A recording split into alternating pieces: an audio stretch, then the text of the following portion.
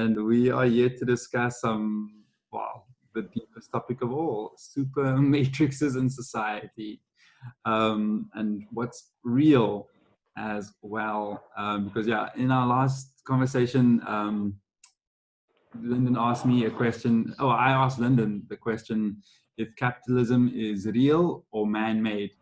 And you said both, and I was very confused by that. What actually happened was that I defined real as being certain objects in the universe are real to me, and certain objects are not. So, and it's quite strange because I would say, for example, that smartphones are less real than time, for example, which is maybe a strange statement, but I'll explain how I justify that. And I think you guys will agree with me as well. And what we're doing is something called epistemology. You guys know what epistemology is? No, but you can explain it because I'm sure nobody else will know what it is. Not quite. I could go Google it and pretend. Okay, so epistemology, spelling. Okay, so it's basically the field of philosophy that asks the question, how do you know that what you know is real? Because a lot of people have different ideas about it. So let me try and demonstrate how what is or isn't real is kind of tricky. I've got 4 questions, 4 statements. Just tell me if those are true or false. The earth is round. Went away. I only got to the second one and I stopped reading. Second question, statement. It came on screen and it went away again. The earth is round, which is true. Dave is sexy, it's not true. Ghosts exist. I don't believe that's true. Okay. Democracy is good. That's debatable. Okay. I think they all can be true, but they're not all necessarily facts. So you couldn't really come to a consensus on which ones are, on all of them. But a few questions or statements, I think we can come to a consensus, or at least one, right? Number 1, we all know that the earth is round, right? Mm-hmm. Yes. We don't know from personal experience, but we know. Exactly. We don't know from personal experience, but we do know this. Okay. So this is what is an objective fact. So it's not debatable actually, but maybe we'll come back to that later. So, okay, the idea of objectivity is very important because, as we know, there is something called the Flat Earth Society, and these people believe that the Earth is flat subjectively without having any. Still today, yes. Yeah, or actually maybe in the reverse. So the thing is, what they don't understand is that there is such a thing, objective reality, that like there is a standard, like the world does work a certain way, the universe does work a certain way in which we can measure. That is the premise of objectivity. And then we measure it, and then we find everything links up. So we say, okay, whatever is true about or falls within the equations is objectively true. So objectivity is a real thing, but subjectivity is the only thing that we can really feel, right? So if you believe there's nothing, that the universe works however you believe, like if you believe that all the religions of the world are valid because everybody just believes it, even though the books themselves say the other books are wrong. If you say that, look, it doesn't matter, I feel, or each of the people in those religions feel that they are right, and therefore you can't say that they are not right because there's no such thing as objective reality, then you are lost. And that's what these flat earth people are doing. They think that there's no such thing as objective reality. So the only way the world can be determined to be round is if you subjectively go in space and watch they believe. Yes. But that's it's just not true. So understanding what objectivity is and that it is above subjectivity, like a tree falls in the forest, does it make a sound? Brynn, yes or no? Now, I think you went too philosophical there from the objective one, because surely for there to be a sound, there needs to be an ear to hear it. Really?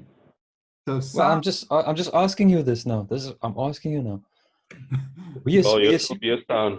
so this we is assume there is a sound because of what we've experienced before, isn't it? so So if we are not there, we might still hear it if we're close enough. I think there's a sound, but what I'm saying is, does that sound not need a receiver? No, because if you take the definition of what sound is, technically there's sound. Okay. Explain, Lyndon, please go That on. makes sense. That's how I see it. If you take the definition of what sound is, then technically there is sound. There don't have to be an ear to receive. That's my opinion. Can you explain what sound, can it be detected objectively? Or can you just tell us what the nature of sound is, Lyndon? Sound is a compression and rarefaction of air in a certain frequency yeah, that's basically what it is. Right. So there are waves traveling through some sort of medium, compression waves. Yes. Good. So that can be air, can be water, but yeah, and we can test to see if these compressions exist. So you can put you can just put anything there, like just put your hand in front of your mouth. The mic there. A microphone has a diaphragm thin enough that it hits when those compression waves hit, it transmits the sound. So when that tree falls in the jungle, the impact creates, because there is air around it, right? Like trees don't exist in a vacuum in space. So objectively, what happens after that is measurable because they all are according to the laws of nature, and that's real. So sound is not something that is subjective. It is a tree makes a sound when it falls, whether you are there or not. Right? This is a fact. You need to not be. You cannot be. I don't know, wishy-washy about this. Right? And if you are, then your grounding in the reality is questionable. Exactly. So yeah, now let's go on to what I think real is. Okay, so what is, and for me, real means objective. That's the realist of real things. Okay, so let's have a look at the words on the screen now, on the whiteboard. I've got 4 words there, and I'd like to see if you can group them for me. So as they are, there's 4, but I've made a line down the middle. So there's something in common between mountains and love and smartphones and monopoly. You know what the connection between those 2 is? Smartphones and monopoly would be human-made. Right. And the other ones, of course, therefore. I don't know what words I would use to describe them, but they just have always been there. How about natural? Here we go. Nice. Good. And so, Lyndon, the words on the top are also similar in one way, and the words at the bottom are similar in another way. How would you describe that? Measurable and unmeasurable. Okay. I would say that makes sense. Tangible. Yeah. So, tangible or intangible? You'd agree with Yeah. that? Yes. Cool. You don't mean Monopoly as in the game, do you? Either. Oh, okay. Well, okay. They are both man-made and they are both intangible. Yes. Okay. You mean the actual the board? The board game. That's what I'm trying to. Just Okay. clarifying. Just clarifying it all. Oh, okay. That's a very good point. So yeah, there is a a tangible version of Monopoly. So like with smartphones, LG, is LG a tangible thing or an intangible thing? Well, they're That smartphones. would be. What they produce is tangible. But they themselves are not tangible. They themselves are not, yeah. Mm. They're a collection of people. Right. So, gents, would you all say that these 4 words are real? Or these 4 things are real? Sorry, you think the 4 things, they are all real? Yes. I think the fact that you've given them words actually sort of gives them a reality. Okay. They exist. Let's put it that way. Good Okay. enough. Okay, so they all exist because we've created a word for them. Now, are all of these things equally real, or are some more real than others?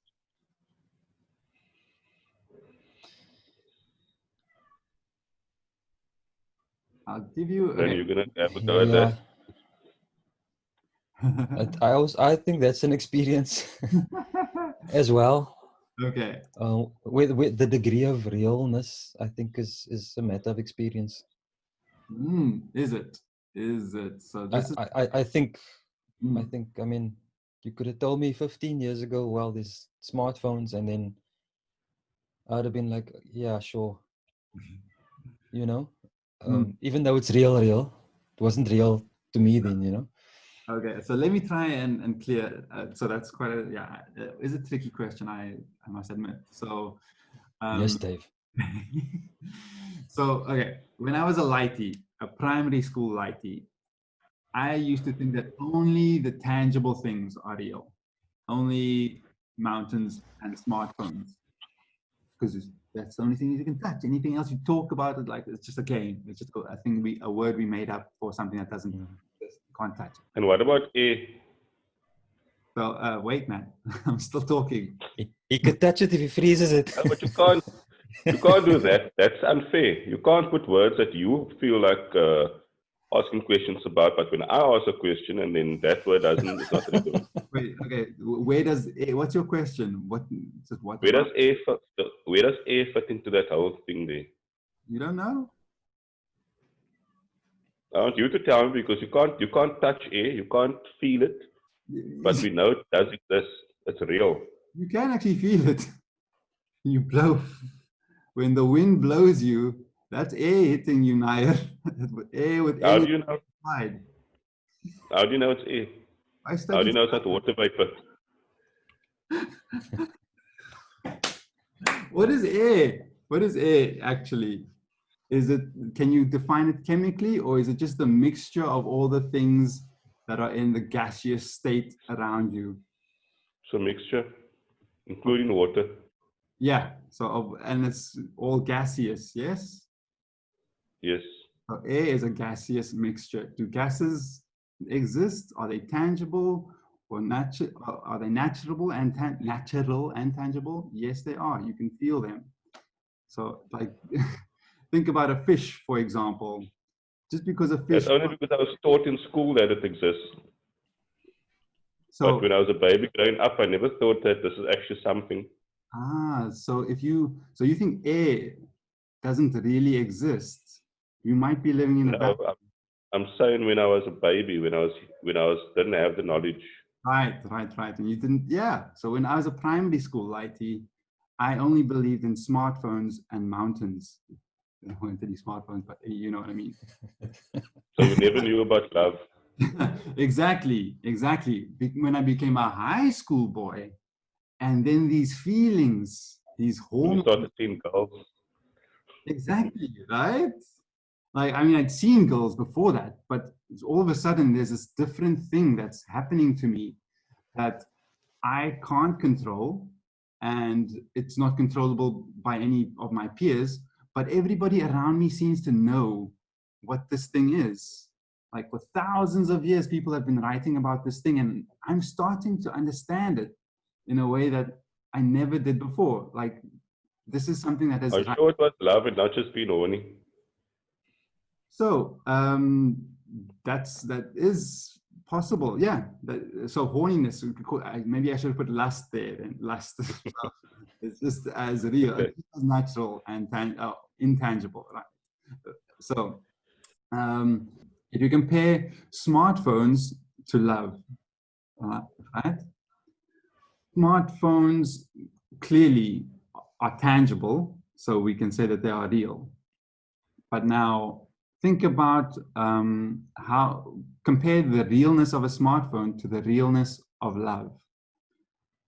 Can you say that more smartphones in your society is automatically, naturally, a better thing for your society compared to more love in your society is naturally better, clearly better, going to produce good results for your society?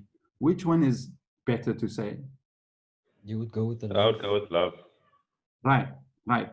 Because all the rules of love are quite clear, actually. What love means is quite clear, not just to you and me, but to all humans that have existed. Okay, not very clear, because we have, some people think of subjective love, people have objective love, but we'll get into that later.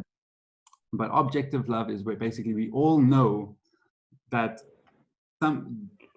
when one person does something that maybe is bad for their health, for the benefit of other people, that is love, right? That's the end result of love. And so that's good. So, but smartphones, on the other hand, can be programmed anyway. You know, we made it up. And many times people just spend their whole lives on it, and they say, you see, smartphones, if we didn't have smartphones in our society, everybody would be better off. They'd be talking to each other, yada, yada, fish-based. But smartphones are also the things that are educating us. So whether it's good or bad, there is no good or bad about this thing. It's just a made-up thing. And the effect it has on us is dependent on us right now. So if you write anything, any poems about smartphones, nobody in the past would ever care about that, and nobody in the future is going to care about it either, because what smartphones are today is going to change. You know, so It's a tool. Yeah, it's just a piece of technology. Both of the things on the right-hand side, all things that are man-made, never existed in history before. We invented them. The things on the left are things that we discover, right? Yeah. So inventions are, I would say, obviously, discoveries are, the things we discover are more real than the things we invent. Would you agree? Okay, so you're obviously going to get to the point of why you're telling us this. So, what should you direct your life towards? Where does capitalism fall in that square?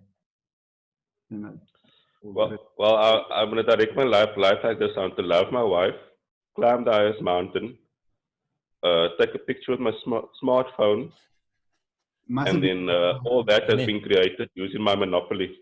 Sell the picture. So must the smartphone and the monopoly exist for you to have what you really want?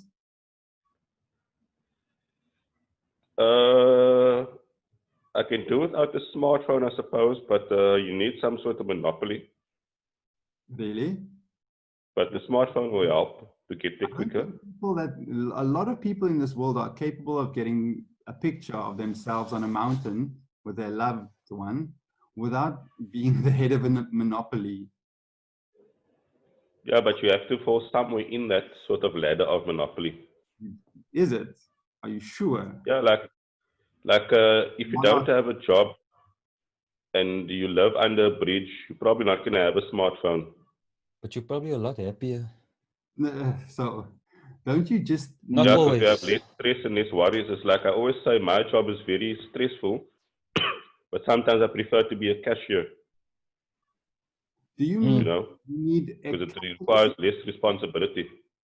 Okay, let me ask you a question. Do you really need monopoly, or do you just need an economy? You have to have a certain monopoly within that economy. Why? Because if you don't, it's like, give an example, monopoly meaning that you don't necessarily have to own a business or own something, or own a market share or something like that. But if you're a manager that manages that aspect of the monopoly, then you form part of that monopoly, so to say. Why does it have to be a monopoly? Why can't it be a coopoly or an oligopoly? Because there's always going to be that greedy guy that's going to try to take more. And you're going to end up having a zeropoly. Aren't the greedy ones in control of a monopoly? Don't they set up monopolies because they don't want competition? Yeah, well, I can choose to go live under the bridge if I want, but I don't want that. But I'm asking you, why is monopoly the essential thing that has to exist for anybody to get money? Why monopoly specifically? That's the only game is playable. Yeah, it's got to do with capitalism, isn't it? So what is capitalism really? Isn't it just one game, and then we can choose to play it, or we can play a different game? We can play monarchy, for example, right? Instead of democracy, right? Do we have to have a monarchy, or do we have to have a democracy? We don't have to, but it's here. So I can choose to so why completely not involve myself in the game, or I can just be part of the game and make the best of it. My point is that these are games that are made up, but you are saying that they have to exist when we just talked about how mountains and love are the only things that are real. It falls in, if things are natural, and then you can say that it has to exist. If it's a man-made thing, like the rules of monopoly, if they wanted to make it differently, like it would be a totally different thing. Like, okay, let's change the argument. Let's say we want to change our current society from a monopoly, the way monopoly works, and we change it to, what would we change it to? Yeah, we're gonna get there. Let's say, okay, we change it to communism. We're gonna get there, but I want to flesh out what monopoly is and what your definition. So let's change it to communism. Okay, so I need my communism in my life. Okay, automatically that's gonna tell me that I don't need to work hard. Why do you say any of these things? Do you know what capitalism even means? Yes, Dave, we spoke about this last week. Yeah. So what is it? Do you understand that whatever the thing is that we create, we can add whatever definitions we want to it, right? Whatever, and we can be wrong as well. So we have to really clearly see, number one, that capitalism doesn't have any laws that we discovered. We invented it. We can make up the system. If you want money to be the system, there's many different kinds of money system. It's not just monopoly, not just oligopoly. There's coopoly as well. But you think that it has to be monopoly, right? So we invented knives. So let's not work. We never need knives again. Let's do away with that because we invented it. I'm not saying we don't need it, but we don't worship knives. We don't need them in our lives. We don't direct our lives towards that. We need something that can cut efficiently. Whether it's a sharp rock, then we use that. If we can create... Yeah, but it's man-made, so we don't need it. No, I didn't say we don't need it. I said they're just less real. Yeah. It's the same like saying you don't need a monopoly because it's man-made. Yeah. No, Okay. but monopoly is intangible. Okay, so let's talk about needs. Do you mean need with a capital N or need with a small n? Because, for example, then first let's go back to the needs thing. So yeah, before I'm gonna fire you. damn it. Yeah, okay, so the capital N needs are things that we need to survive, like air and water and food. And then things like love are small n needs. So we need happiness, we need love in our life. Capitalism and money, these are not things that we need. They are just tools. You don't need it, but it makes life work out. It's like centimeters. Understand? Yeah. We don't need centimeters. We can have inches, and we can have whatever other kind of thing you want to use, but we need a measurement system, and whatever we call the units, that's fine. We don't need the specific version that I call it. We don't have to survive on centimeters. Like, you understand? Like there's the imperial system that we don't care. And capitalism and communism should be the same, except people have these deep connections because money they feel is real. Truly, they don't see that a dollar should be like a centimeter. And women are the same thing. Like they think money is more important than love, for example. And so they choose a man who's rich, even though a couple of years later, that rich man who doesn't really love her, and that was never the basis of the relationship, he's going to throw her out for a newer model. Because why wouldn't he? That's when you don't need. And we were saying that women have this sort of choice sometimes where they can either choose to be wealthy, comfortable, and comfortable and have no love, or they can choose to be really in love but live under a bridge. So what will they choose? Yeah. So this brought up. This was again the money versus love thing, and what I was saying is that when women do this, they are corrupting society because they don't understand what is more important. So they are the leaders, the owners of society, basically, of human society, because they have the one thing that all men want more than anything, even money, maybe even life. They control the world supply of pussy. Exactly. So they are like bankers or people who make rules. They set the rules without just opening up for us. So, but wouldn't you say that's a cycle then? What do you mean? Because why are those guys chasing all that money? Because women have selected. Because they want. Because they want chicks. Yeah.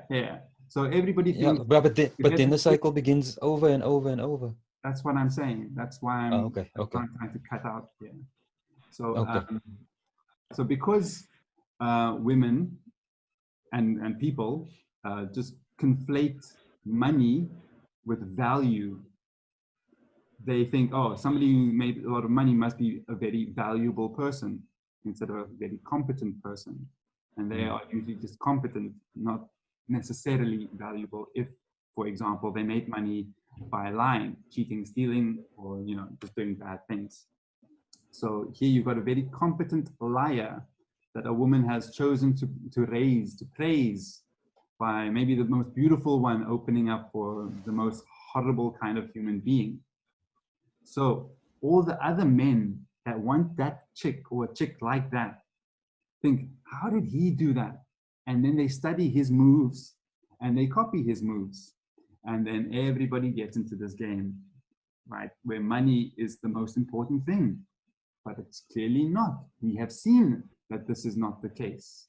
So if, on the other hand, women decided love was important, a loving person is supposed to be a person who's truly valuable, is the person that they should open up for, then you have a completely different dynamic, don't you? Okay, so I have a question. And you have more like stronger marriages with less violence, less crying and anxiety under that bridge, you know? So like if everybody's happy under the bridge, but miserable and comfortable in a loveless marriage, which one do you think is actually better, a better society?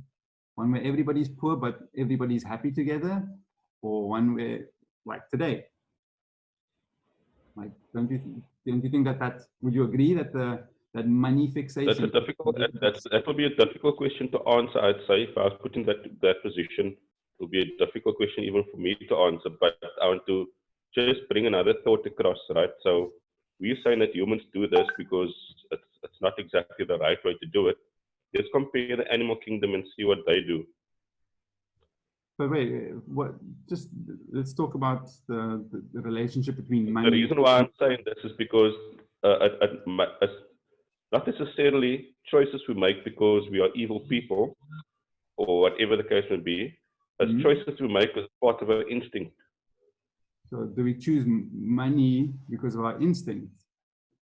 So there's a collection of things that we look for in the partner, and then those collection of things add up to a certain amount. Then you'll consider that person more valuable. So I'll give you an example of the certain traits that I suppose a woman would look out for. That will be things like protection. Can we protect our woman? Right? So a woman will look at that as one of those things that you're going to want to tally up. Ornaments, the middle finger, please, Lyndon. Yes. No, don't give our audience the middle finger, please. Yeah. Can we make a family with him, and can we with the finger? Are we family orientated? Are we family orientated in such a way to look after that family? And obviously, with the other thing is money. So money is what we've created in our society to,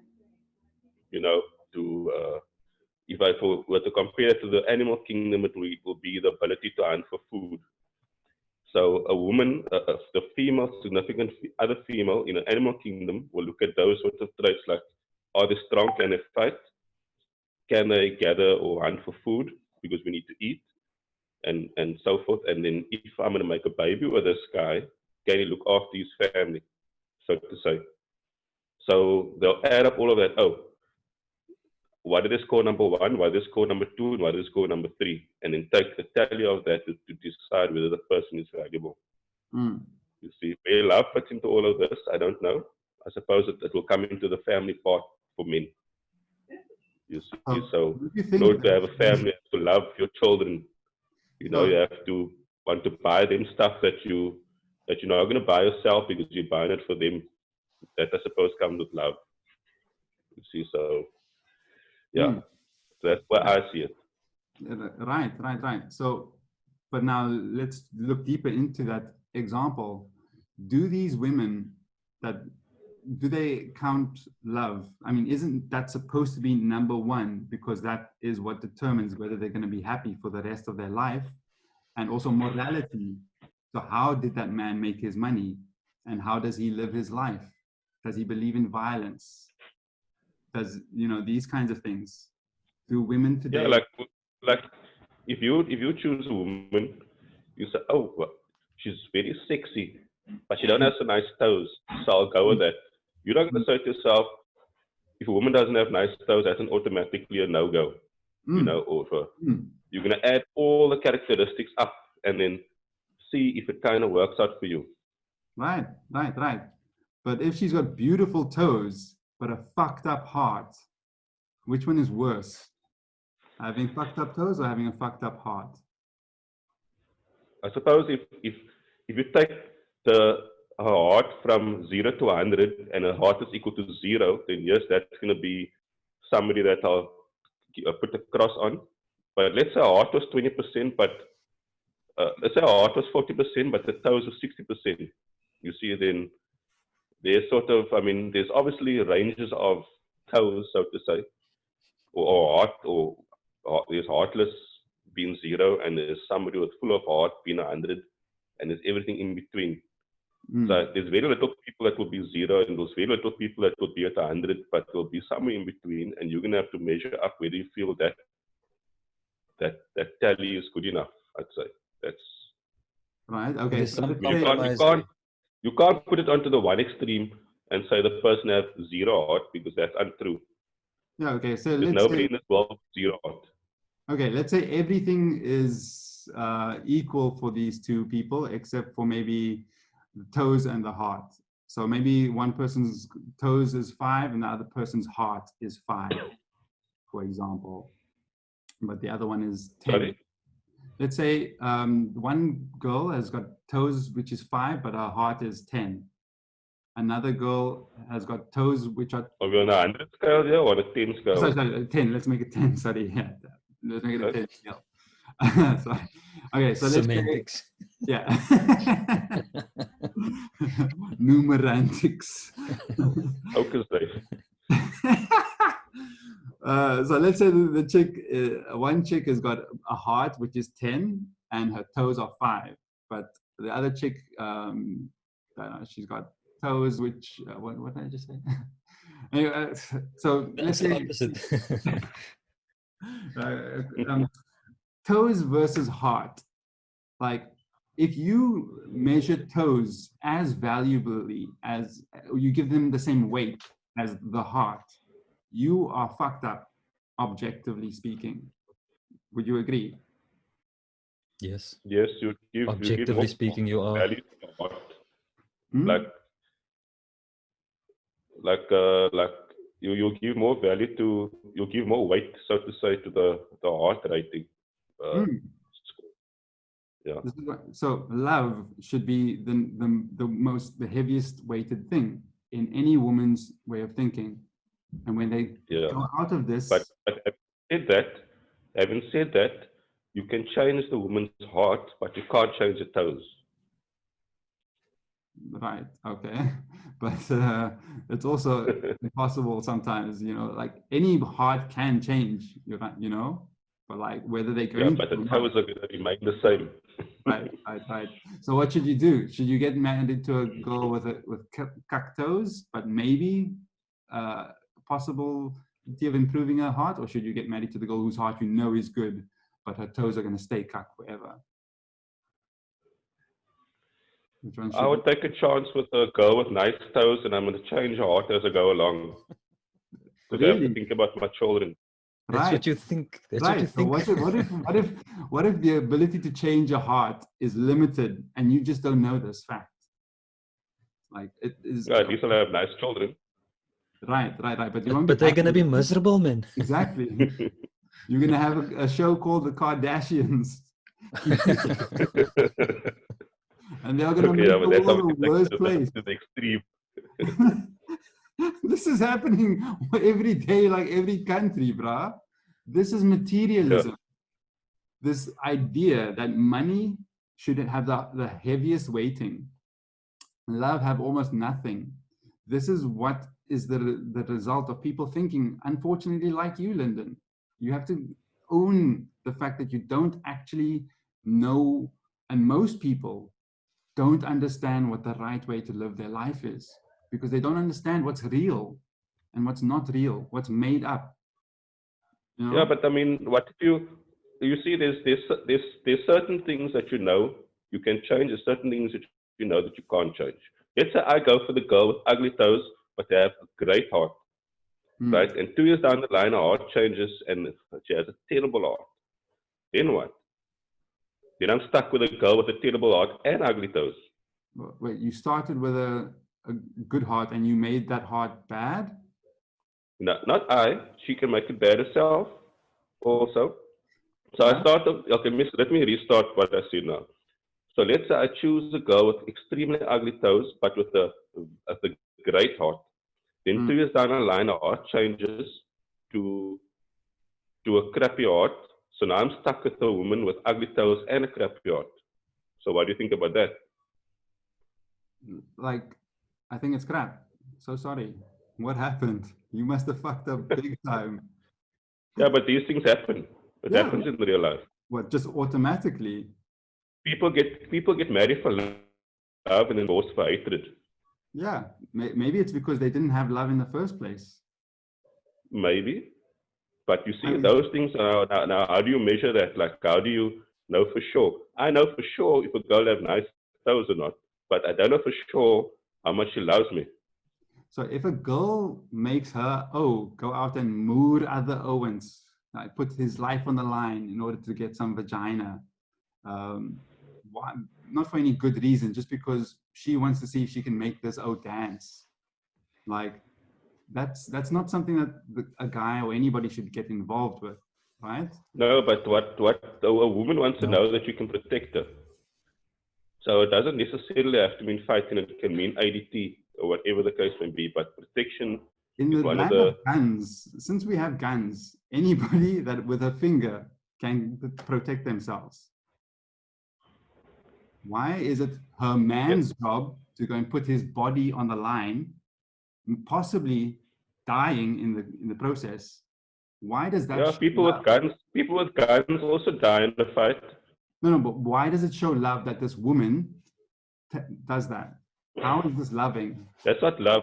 Exactly. It's a trait that they look for. One of the traits being protection, and I say there was another trait called love, and there was the other trait called, your well-being, so to say, in terms of for the humankind is money. For the animal kingdom, it will be your ability to gather food or whatever the case may be.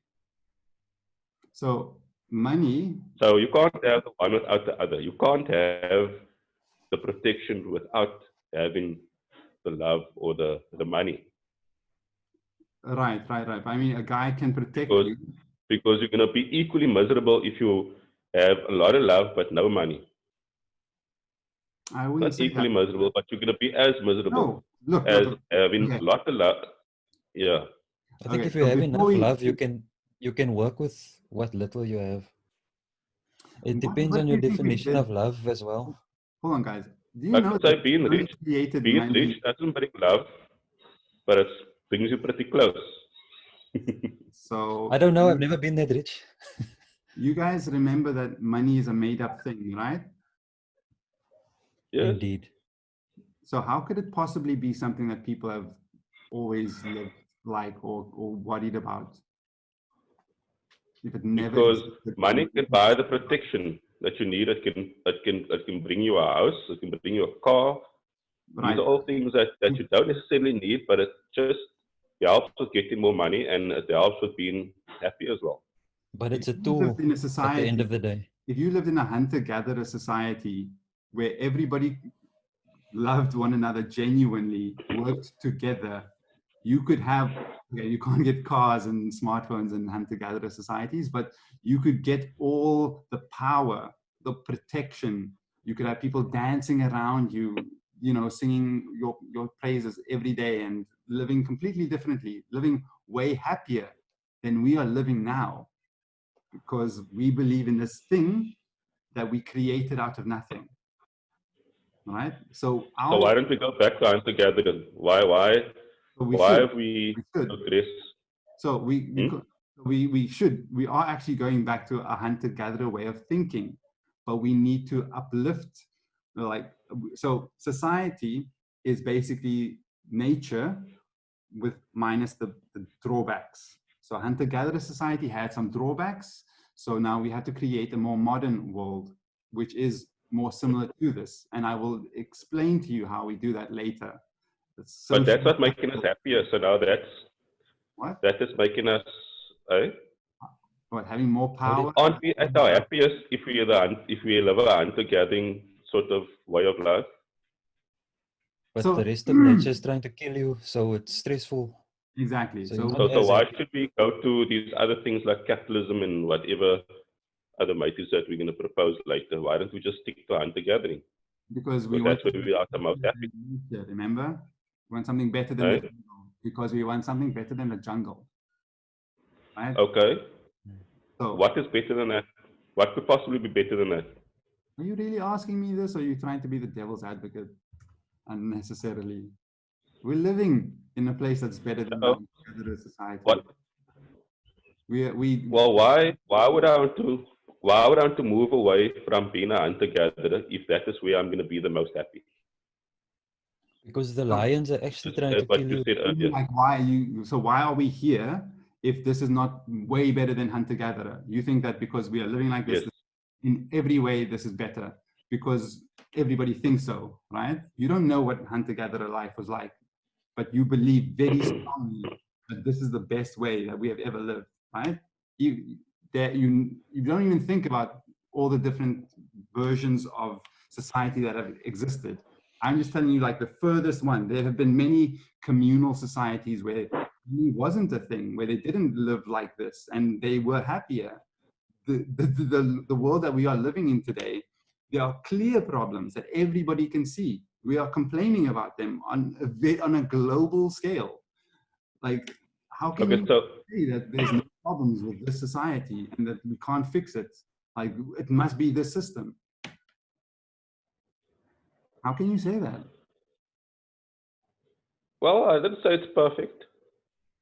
Yeah, there's no such thing as perfect. I know that, but you said it's better. Like, yeah. like what is better? And what do you base it on? Okay, so is our society better than now? Is it currently better than being a hunter-gatherer? Meeting for any 10 minutes again? Do you think that the society we live in now is better? Is it better living in your house with your internet connection than living in the wild, hunting for your own food, right, and growing your own trees in order to survive and fighting off people that want to come and take your stuff? Right, so it's a very complicated question. It's a very complicated. A lot less stressful. Exactly. So some things in today's society are way better than the hunter-gatherer society. Your life expectancy, for one thing, is way fucking higher. But now there's bullshit ideology that we have in this new society, which is driving us backward, making us think money is more important than any, like, mountains, nature, climate change. Have you heard of that? We are saying we must make more money and destroy the planet. Like, that's not a problem for a capitalist, right, Lyndon? To the extent they give that if message. you have no love, I suppose, then yeah. Wait, what? But there are a lot of people that will first see if what you're doing agrees with the environment before you decide to go that route. How many capitalists? Those are probably more clever people. How many capitalists do that? Why would they do that? How many? Well, yeah, how many and why would they do that? They do that because they have a certain feel for the planet and saving the planet. Some people can be a capitalist and also want to see a healthy planet. Like, I would want to be that. I would want to, if I were to run a business, I want to make sure that I'm not destroying the planet in the process. Or I'll find a way to make it as simple so that I can, Now go to the CEO, right? He doesn't care. There's no penalty. We are not penalizing anybody for not caring about the environment. So you go to your boss and say, I don't want to do this thing because it uses paper and it's going to cut down trees, so you can't make me do that. What's your boss going to do? Is he going to clap hands for you, or is he going to say, there's the door? Capitalism, yeah, he's good. Capitalism is about making profit. Profit needs to be maximized, right? Destroying the planet, chopping up more trees, making more plastic is a big part of the capitalist way of living, right? Okay, so that's not a very good example using paper. But no question. Because environmentalists also use paper. Yeah, but in the heart of a capitalist's mind is not the environment. Yes, I agree with you that capitalists are going to be less concerned about the environment than communists. It just doesn't need to be compared to anybody. I'm just saying that capitalism, in that idea, there's no love, there's no environment in there. It's just purely whatever we say. The banks must make the money, and if they want double the interest or whatever, that's fine. We just have to make more profit, and in order to make that higher profit, we've got to destroy more things from the earth so that the bank can be paid their double or triple the loan that they gave us, which was nothing. They contributed nothing to us. We churn through like $2 million or whatever of the Earth's resources to give them back some numbers they created out of nothing. Double the amount, double, triple the amount. So that's how the world works today, right? More or less. Okay, so that does not exist. So there's no negatives in hunter-gathering society. I'm asking, do you recognize all the things I just said? Yes, I do recognize that. But I'm saying, doesn't mean that capitalism is bad, that being a hunter-gatherer is the best. Oh, yeah, but I'm saying saying there's negatives to everything. Yeah, but I'm talking about whether capitalism is real, and if I want to know if you get what I'm saying about capitalism and that it's not good. Yes, the point you're trying to bring up is that capitalism destroys the economy, destroys the world. You're basically trying to portray capitalism as that, which is not true. That's not true. So it's not entirely true. It's actually partly true because if you take all the companies in this world, all are contributing to the same sort of thing of capitalism, right? But it's only a 0.01% of those companies that will actually make profit and destroy the world in the process. So by you saying that all capitalism, so you know this will phone eventually destroy the world, that is untrue. You know this phone? It's got like a 2-year warranty. And do you know what planned obsolescence is? Yes, where they plan to make your phone break in a certain time so that they can buy a new one. Exactly. For more profit, right? Yes. So doesn't that mean that instead of having one phone your entire life, that you just upgrade 1 or 2 or like just part by part once a year, you just upgrade 1% of your phone. Instead of doing that, we have to upgrade 100% of our phone, which makes more money for the companies. By that logic, are we not A, destroying more of the environment, and B, fucking society by making them pay for something, pay more for something that you could have designed better? Yeah, but I can choose to not buy a phone. You can, but I think what he's saying, Lyndon, is that capitalism seems to be redirecting people's focus to the wrong goals. You know what I mean? Like, I really want a nice working phone, but now my thing breaks after 2 years. Now, shit, and now I need to go and make some more money so I can get this new phone, so I can feel good for a while, for another 2 years. So my focus isn't that I want to communicate with my friends and I want to take nice pictures and all that type of thing. My focus now is, let me have the latest phone. How do I do that? Let me get some more money. So what he's saying is, while capitalism itself is not a bad thing, the intention behind it was to improve lives and all that. It can be used for terrible purposes, and it refocuses people's goals. Like, I need to make money now just to fit into society, and it really shouldn't be like that. I should be able to contribute in whatever way I can with my skills and my time. I get enough food, I get shelter, I get all these things so I can support my family and protect them and all those good things. And not have to worry about the actual numbers that are in my bank account, which I never really get to see in my hand in any case. Yeah. So, but anyway, like going back, you said 0.1% of the world are doing this, right? Destroying the planet and society. But now that I've explained just the cell phone example, just the cell phones, think about every piece of technology, created by every company, and think about how much printer ink has to cost, you know, like how every single company is printing, and to make the money to buy that printer cartridge, they've got to sell more stuff, so destroy more of the world. Do you get that? It's not a tiny percent of okay. So let's do this, right? Obviously, at some point we're gonna talk about cryptocurrency, right?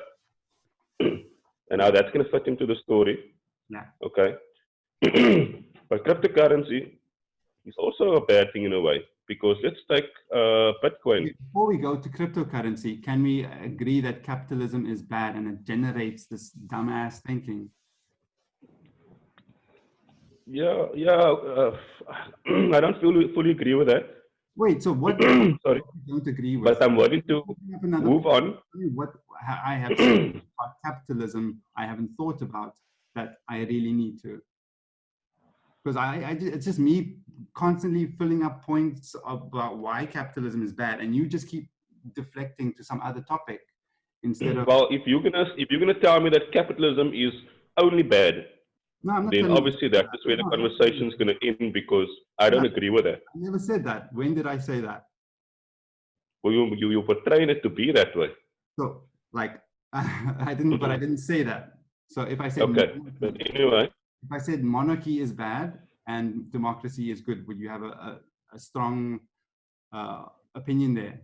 And let me explain what I mean by that. So monarchy is the system where the king or the leader, or monarchy is not actually the word I should be using. Autocracy.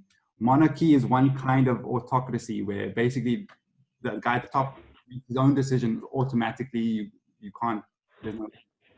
Yeah, so notice, in other words. So in any relationship where there's no respect, can something go on for a very long time? Obviously not. Obviously not, right? So can you have a society built on this dumb way of doing things? You can try. For thousands of years, we tried, really believing in it, Lyndon. Way more than you believe in capitalism. Like, people really believe there was a man in the sky watching their every move all the time. Yeah. That was stuff they couldn't see or feel or understand. Yeah. Yeah, so it's possible for an entire planet full of people for thousands of years to not have the faintest clue of how to live their life or what's going on around them, right? So, so how do you know you are not one of those people? How have you really thought about all the things that you think? Like democracy, like capitalism is like this, where the bankers, the CEO, they don't have to care what the lower level workers or society wants. You know, they make the money based on whatever they say, and we've just got to play along. This is a stupid thing for us to do. I think we can go all day around in circles speaking about stuff, not knowing where we want to end. I think we need to know where we want to end first, and then see whether what we're currently doing fits with where we want to end, because we can debate love, we can debate I did tell you about everything we want to do. Right? You already know where I'm ending, but I'm building this up. You know? I know this. So we should actually start exploring and speaking about that first, because we can't speak about love and marriage and money and all these things and not know what we're comparing it to. We will get there. I can tell you now, I think capitalism is the better way at the moment, because there's nothing else. Yeah. Yes, I can change it, but will I be able to change it in my lifetime is the question. Should my aim be to try to change it, or should I just try to make the best of the current situation? So I think that is, because like I said, we can talk and talk and talk and talk and talk and agree and disagree and agree and disagree. It's going to happen the whole time, but we need to compare it to something else. So I would think for the next we can episode, compare it to something else, people have to realize that the system that they are working with is problematic. You have to realize you have a problem before you know how to solve something.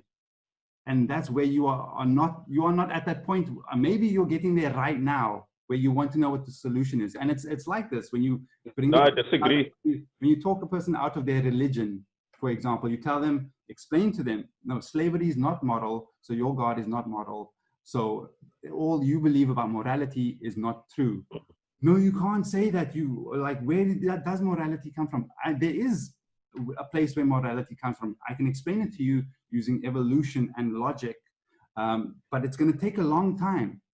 So first, you need to realize that your God is problematic, because if I keep talking about my new religion and it's just no, it's still about God. I need to know that you are not holding on to this thing so that I'm not wasting my time moving forward.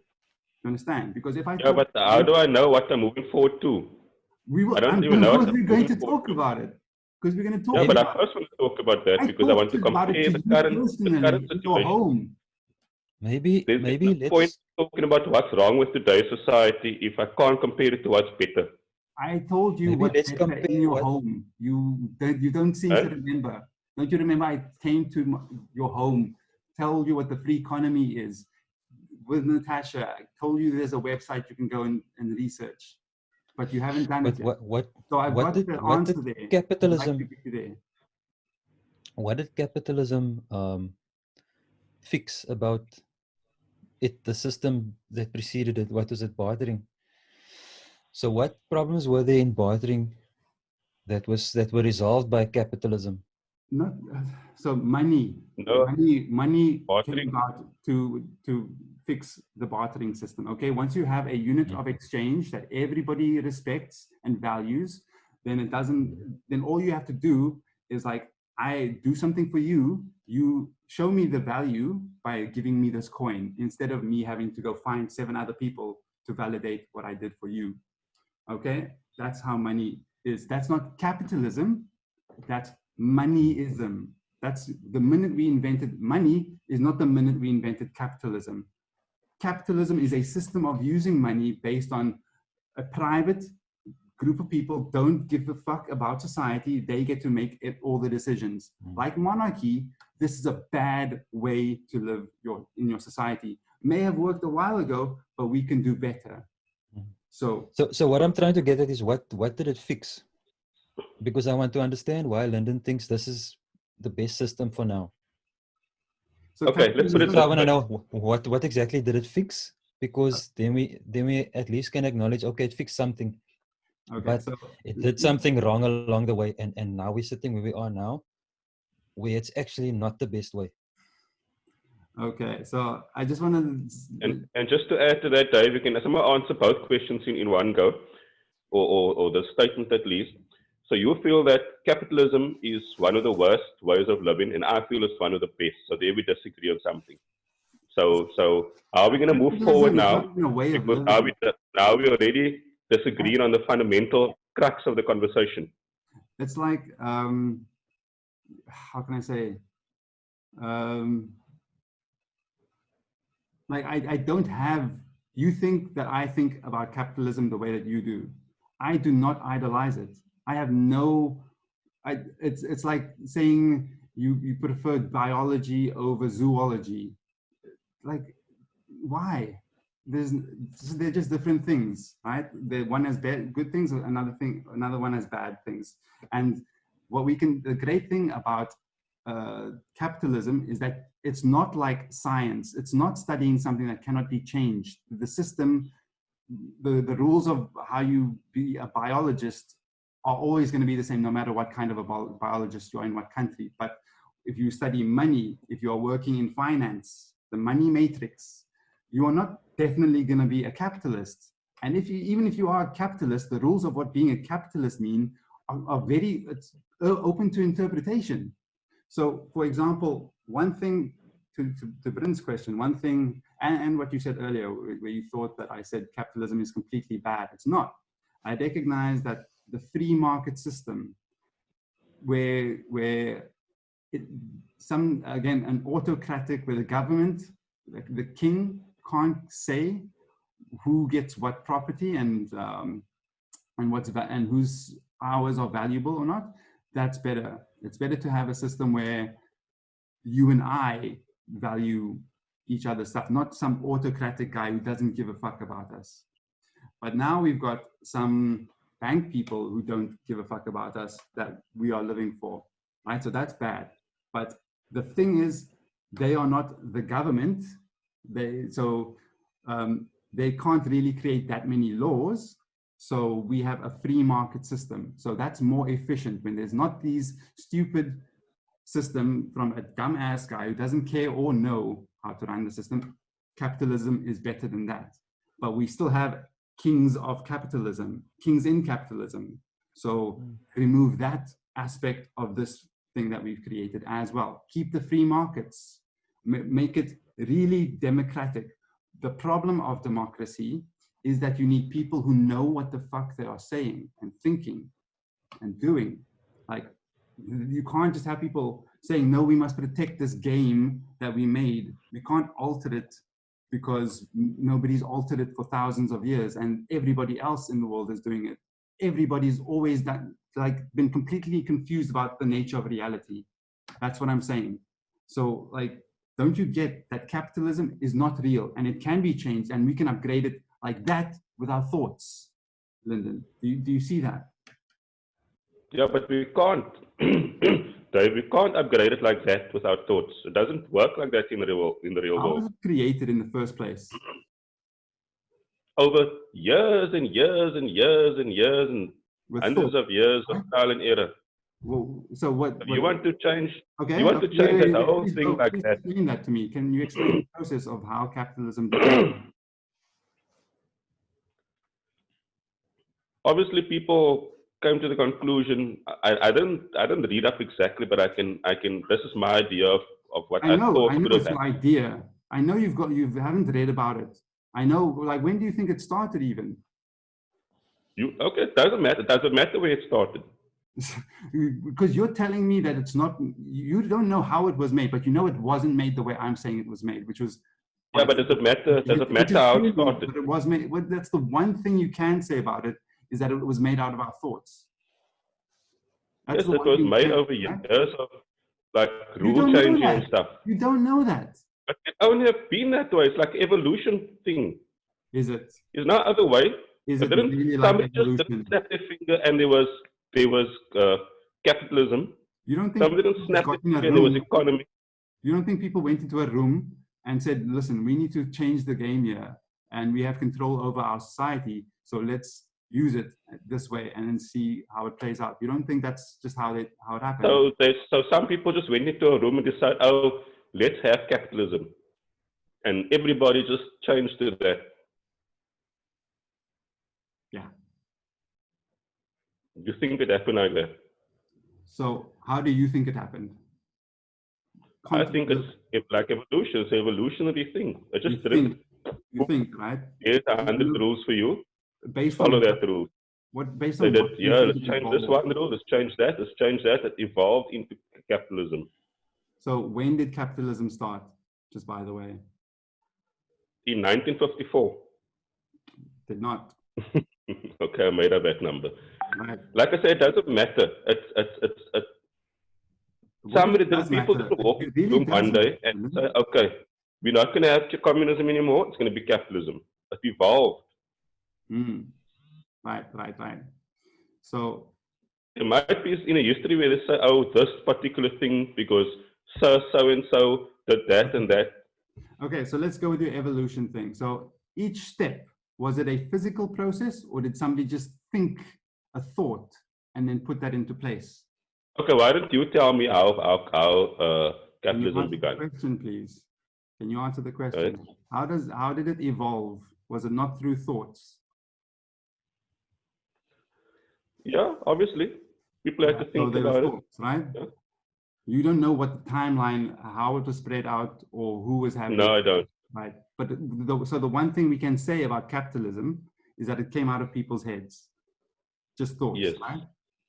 So please don't argue with me when I say that it is something that we just made up, right? That is the case. You don't know it. Okay, so you're gonna make up something, right? You're gonna make up a new matrix. You're gonna walk into a room with a group of people, and you're all gonna walk out, and the world is gonna change, and we're gonna live in this new matrix. Are you predicting the future? Thank you. I'm asking you, is that what you think is gonna happen? Do you think I can predict the future? But that is what your plan is. You said we're gonna change it like that. I said we can. Yes, so? So what's wrong with saying that? But what's wrong with saying that is that it's not going to happen like that. You're not going to walk into a room with a group of people and decide that you're going to develop a free economy now and everybody's just going to live by that. Okay, but When, I when a think this person part say, is a bit off topic. I can run a marathon or something, you say, no, you can't do that. Like, why not? I can predict based on certain things. If you are fat and never practice, you are not going to run that full marathon. Yeah, I know that. So we have to do some So stuff, right? So, so it's like you saying that the person that weighs 250 kilograms, right, can barely get out of bed, has fat laying all over the body, is going to run a marathon. No, I didn't. Who said that? No, so it's like you're saying that you're going to develop these ideas, and you're going to go into a room, say, okay, this is going to be your free economy, Okay, and so do you know everybody what is just straw man is? We're going to have to, right? okay, so a straw man technique. We're going to talk about some like debating moves here. You're basically fighting me now.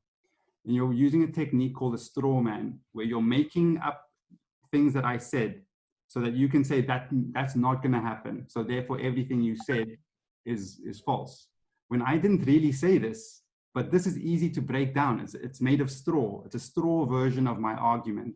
And you're breaking it down like that. And that's not getting us anywhere, because that's not what I'm saying. Yeah, it's not. It's not. The point I'm trying to make is that capitalism, you say that it's a bad thing. I'm saying it's a good thing, but I need to compare it to something else that you're telling me is better. So, and then once I've given you something better, then you can say capitalism is a bad thing. I will compare it to that thing, and I'll tell you whether I think it's better or worse or the same. So, right, like if you believe in Christianity, right, this part about slavery being condoned, right? You know about it. Leviticus 25, verse 44, you are allowed to keep slaves as long as they are not your kind of people, for example. So, part of Christianity is the condoning of slavery. Yes? Yeah, I'm not so deep into religion, but I'll take your word for it. I can believe it can be true. Yeah, Leviticus 25, verse 44, you can check it out. And there's many cases that you know of where God, who says don't kill, because that's perfectly modeled, has killed every person on the planet. And not just people, animals. Why? Because his perfect creation didn't work out so perfectly. So this guy kills and he enslaves. And now you're telling, imagine some Christian comes to you and tells you, there's nothing wrong with Christianity. There's no way I can see a problem with this book until you come and give me a better book that's got none of this. Until you bring me that thing, this book is perfect. I can't call out the slavery and the homophobia, just because it's clearly wrong. But I everybody else, I don't get it. Let's put it this way. I'm not going to have a conversation not knowing what the end point is going to be, because then we're going to speak for like 10, 15 years until we get to that point.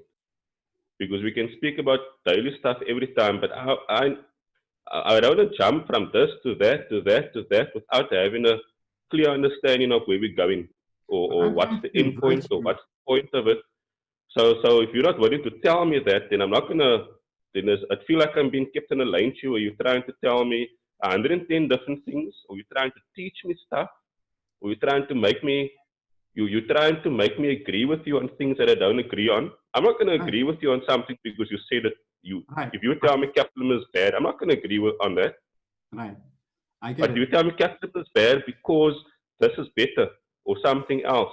Then I'll say, okay, I'm willing to discuss capitalism now because there's a basis to move on to, or there's a basis to compare it to. Okay, so here's the thing, right? Let's say I didn't have a new religion. I don't have a new religion. Actually, I do have a new religion, which we're going to talk about again in another show. But imagine I didn't.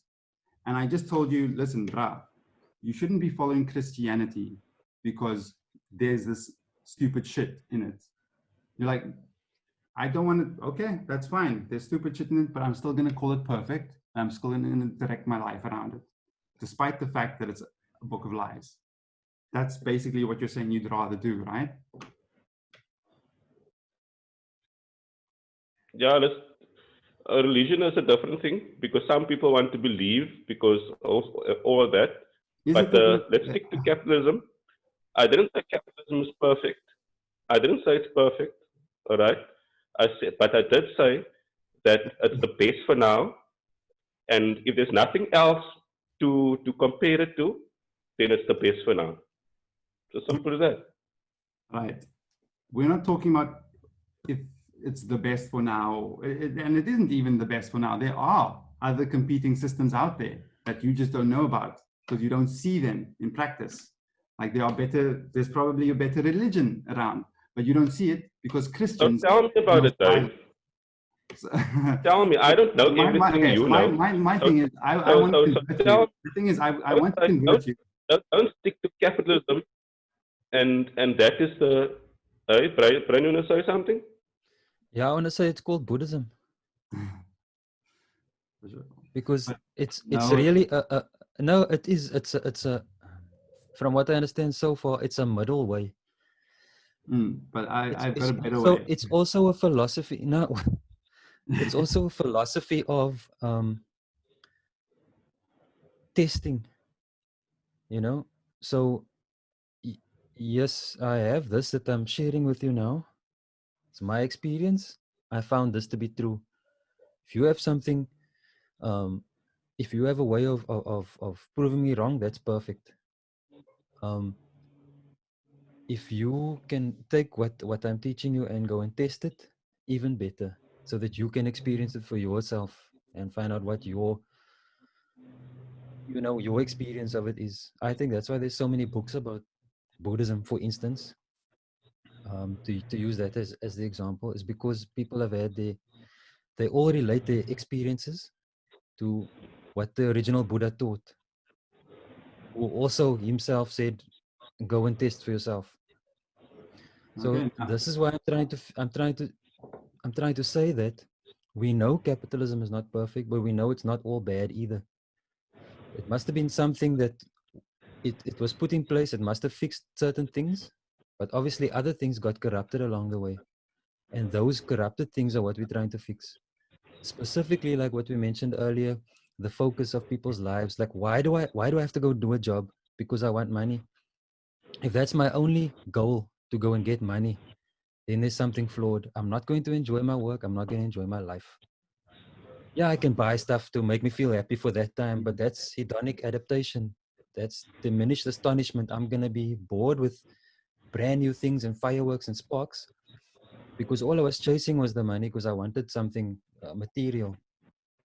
So that real, natural, intangible love and happiness that I should be looking for, my focus was diverted because of the way this capitalism is just set into the society. So that's why I say there must be a middle way. There must be something in between the two extremes. It's not all bad. We know it's not all good.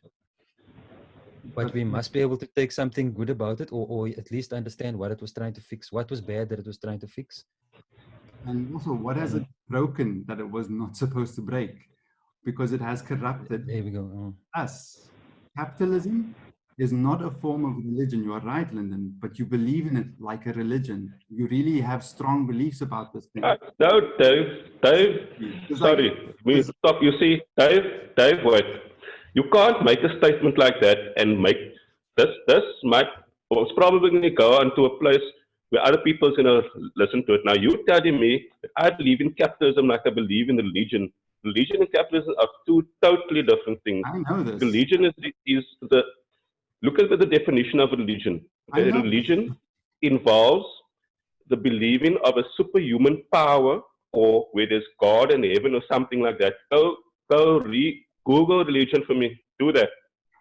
Now, economy and capitalism has got nothing to do with superhuman powers. It's a way of, it's a belief system, Lyndon. A religion is a belief system, plain and simple. Let's put it to the end. Let's Google it. I'm going to Google it now. I'm going to Google religion. Okay, go ahead. So now, it's a system of belief. Now, you believe in capitalism the way you believe, the way that religious people believe in religion. I know this Chinese woman Again, she's got huge titles. She's a multi-millionaire. She's got so many companies, all the rest of it. And she, when I tell her about the Chinese government and how the way that the one-party rule is not good for their society because the leaders don't care what the citizens say, she says, "Who am I to question that? Because there's no system that's perfect in the world. So why should they take up democracy?" And I can explain to her why she should take up democracy, not autocracy, because respect is important, blah, blah, blah. But she believes that other countries, other democracies are bad. Look at Trump, look at Brexit. So therefore democracy is bad. She believes the Chinese way is the way to do everything. What Xi Jinping, the president, does, even when so this guy locked up booksellers who are still in Hong Kong. When they went to other parts of the world, he couldn't attack them when they were in Hong Kong because Hong Kong has special laws to protect them from their own leaders. But this leader has so many resources that they got the booksellers in the other countries. So like he's taking away the freedom of people who are just telling the whole world what he has done. Right? This is dumb, right? But she can't see that. She believes very strongly in the Communist Party, like a religion, like it is her God. And you are, yeah? Dave, a religion. Here's the definition of religion for you. I Googled it now, right? So religion is the belief in and worship of a superhuman control and power, especially a personal God or gods. The second one is a particular system of faith and worship. And the closest against your definition is the third one here, which is the last one on the list. A pursuit or interest followed with great devotion. Okay, so now you want to tell me that they also the second one also applies. Wouldn't you say the second one applies too? The third one. The second one as well. Can you read the second definition? A particular system of faith and worship. Ah, okay. Right. So what is worship? So capitalism, you can't tell me I believe in capitalism like I believe in the religion, because religion involves a superhuman being or something that, magic appears, so to say. Buddhism doesn't meet that. I guess Buddhism isn't a religion then, or Taoism, or I don't know much about the other religions. Yeah, I know. Christianity and Muslim. Many religions do not have a God, but okay, go ahead. But yeah. The second one though, it is a particular system that you have a lot of faith in and you worship. On this call, you have been saying how good it is, despite it just being a belief system. I don't worship it. Some system. Worshiping is like, oh, this capitalism is so good. How about money? What about the way people? No. So does worship equal this? Does the hands have to do? I'm giving an example though. No. Yeah, I know. But the reality is that people worship something by devoting their life towards it, by directing their life at money, at capitalism, for example, right? No, wrong. Because before we had this conversation, I didn't think of worshiping capitalism. I'm just part of the system and making the best of it. You didn't think that you were worshiping it, but you are doing it because you are devoting your life to it. Just like you didn't I'm think working it was religion. You are taking words and you're trying to twist words to make it sound like a certain thing. That's what you try. You try to make it sound like I'm worshiping capitalism. You're trying to make it sound like I think of capitalism as a religion. It's not. What does worship mean? Tell me then what worship means. Worshiping like praise, like you can't stop speaking about it. It's the only thing you think about in your life. You go every day. It's like you go to like some people are scared to go to a person's house because they're going to speak about Christianity. You see, that is what you would recall as well. But people don't come to my house and always speak about this capitalism. I speak about sport and I speak about biking and other stuff. Don't you show people like, look at this cool thing I bought. Look at this amazing place I went. Look at all these great things I've done because I had so much money. No, I tell them about, look at this nice thing I grew. Look at this thing I built by designing it. Stuff like that. Look, I sprayed wheels myself. Things like that. I don't boast about what I have and what I've earned for and things like that. But I don't say, oh, come to my house. I've got the most expensive wine. You can sit in the most comfortable chair and blah, blah, blah. I say, come to my house and we have a liquor time. You know, let's chat about life. Well, it's But like, you have to agree but that worship is not only in the context of religion. think about Worship can be used everywhere. So there, Lyndon, I think maybe your the idea that you have about the word worship has been zeroed in like a religion, yes. so, but it can be used elsewhere. Yeah, I agree with you, Brynn. But I don't worship capitalism. Like I don't praise it all the time and say it's the best thing in the world and blah blah blah. I say yes, it's the best we have for now. If you can tell me what is better, then tell me. But otherwise, don't mingle and mangle and speak about everything. You're speaking about stuff that paintings I've never seen. Tell me what is better than capitalism. So think about this Chinese woman that the story that I just told you. Don't you think she has a religious belief in her government, despite? Probably, but on what in your opinion is better than capitalism? So if you can see that the Chinese woman is believing religiously about this made-up thing. No, man, you're not answering the question. What is better than capitalism? First, Lyndon, I asked you a question first, right? And then you deflected because you don't want to answer my question. No, I asked you a question. I said yes. I said yes.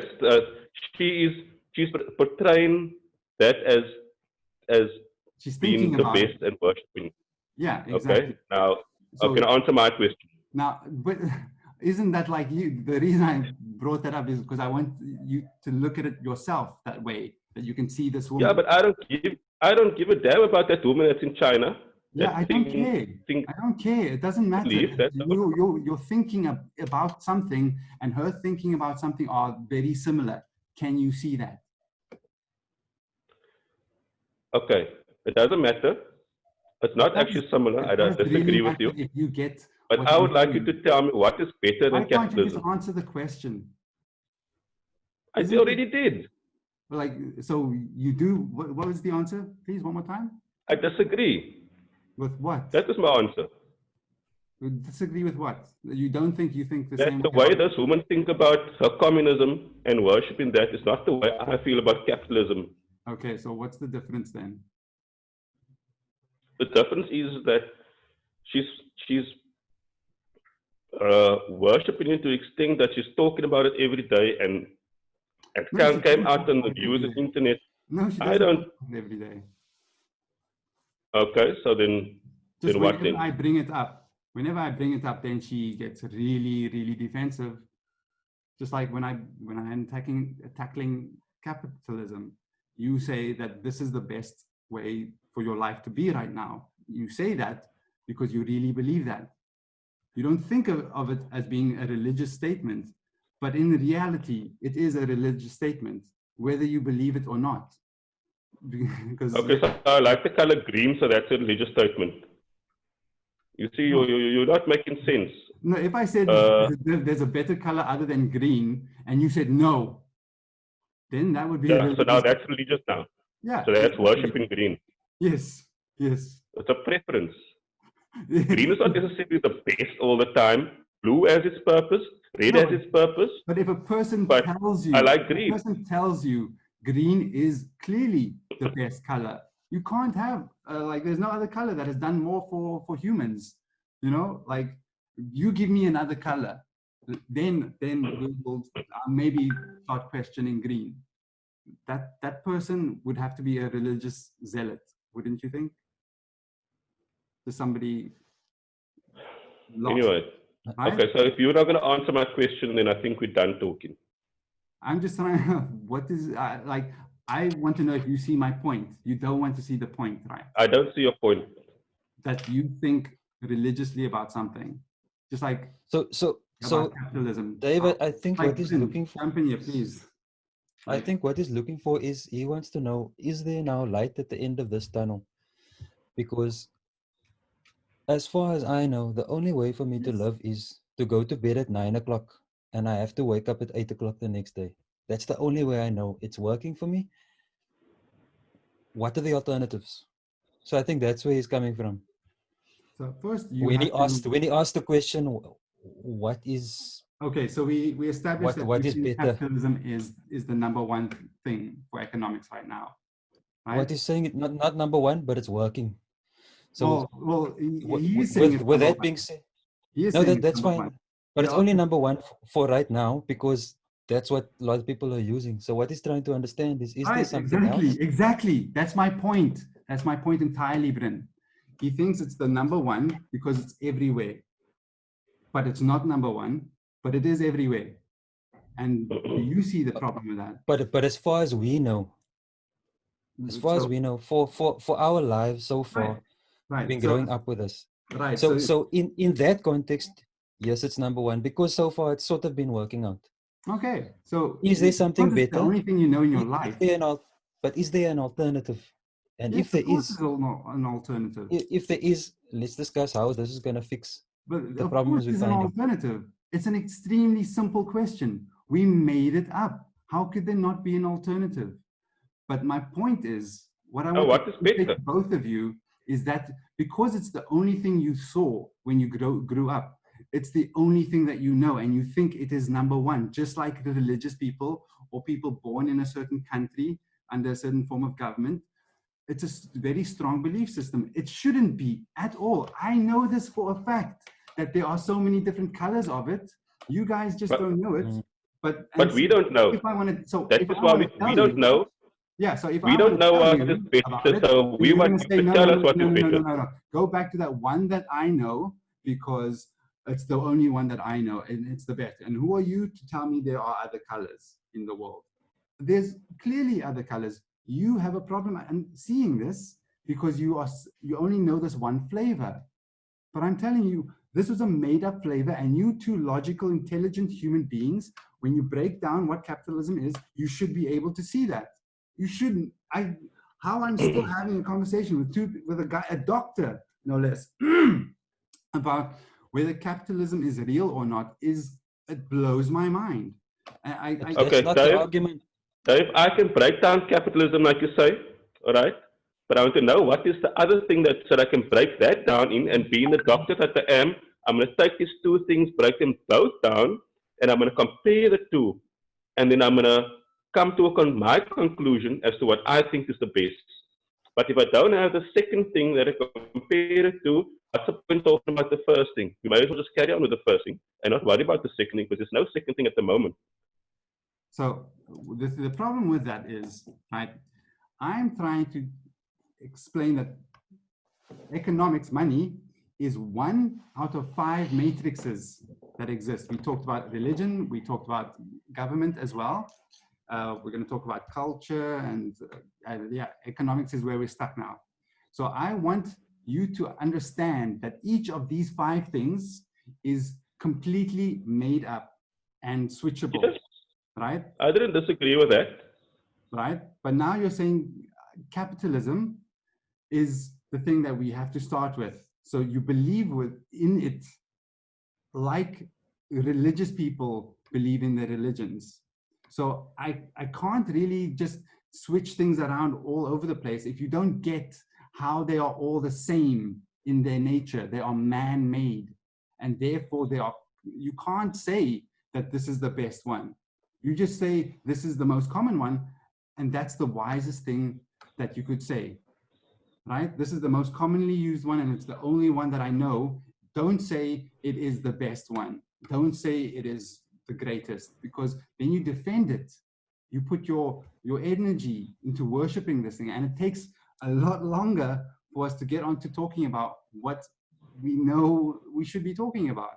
So that's the thing. I want to convert you, but I need to make sure that you are the kind of person I want in my church. You have got to be able to think critically outside of this box that you've made, that you've built or had built for you, because that's what it needs to be in Zion. I want to bring you to Zion with me. So you want to create something new, which is going to be man-made, and I must walk from the old thing that was created to the new thing that's created. So I'm just walking to another creation. Yeah, exactly. That's how. So why should I not carry on with the way things are now? Because it's the same that you're going to do, just slightly different, but it's also been man-made and created out of nothing and blah, blah, blah. You see that? That is where I'm trying to get to, is I need to compare what has already been created to what you feel is the better creation, so that I can see if I feel that the new thing is better. But without the new thing, there's no use talking about you can talk about the old thing and what you think is better, good and bad about it, but you need to compare it to something to say that it's, yes, it is better, or no, it's not. We just carry on from where we left off. But I will probably join in that process as well. Yeah, you'll be here in a second. So, damn it, I lost the train though. Yeah, I was trying to say that you need to first tell us the end point and we work our way back. We can't start with not knowing what that is. Right. Otherwise, we're going to talk in circles and circles and circles and compare thin air to water vapor and stuff like that until the Lord comes again. Yeah. Okay. So the thing is, I'm trying to figure out like who I can talk to this message about, because I really can't talk to everybody about it, right? So maybe I'm not the right person. But why not? You call yourself a logical person though, right? Yes, because I can't be logical. It's like buy this empty box of stuff and whatever inside is a surprise.